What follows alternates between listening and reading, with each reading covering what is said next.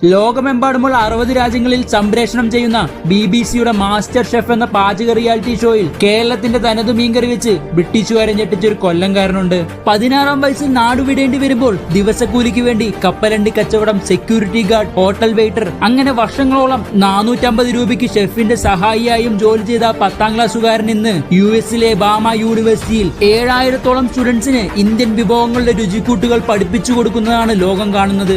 വർഷങ്ങളോളം ദിവസക്കൂലിക്ക് ചെയ്തുകൊണ്ടിരുന്ന പാചകം എന്ന കല ആളുകളുടെ വയറു മാത്രമല്ല മനസ്സും നിറച്ചപ്പോൾ അതിലൊരാൾ അദ്ദേഹത്തിന് ലണ്ടനിലെ വീരസ്വാമി എന്ന ഇന്റർനാഷണൽ റെസ്റ്റോറന്റിലേക്ക് ഒരു അവസരം നൽകുന്നു. പിന്നീട് അങ്ങോട്ട് ലേമരഡിൻ ഉൾപ്പെടെ നിരവധി പഞ്ചനക്ഷത്ര ഹോട്ടലുകളിൽ ജോലി ചെയ്ത് അദ്ദേഹത്തിന്റെ കൈപുണ്യവും സ്പെഷ്യൽ നിർവാണ എന്ന വിഭവവും സോഷ്യൽ മീഡിയയിലൂടെ തന്റെ രുചിക്കൂട്ടുകൾ പറഞ്ഞുകൊടുത്തും അദ്ദേഹം ഒരു സെലിബ്രിറ്റി ഷെഫ് ആവുന്നു. ഇന്ന് ഷെഫ് പിള്ള എന്നൊരു ബ്രാൻഡായി മാറി 2021-ൽ ബാംഗ്ലൂരിൽ തന്റെ ആദ്യത്തെ റെസ്റ്റോറന്റ് ആരംഭിക്കുന്നു. തുടർന്ന് അത് ലോകമെമ്പാടും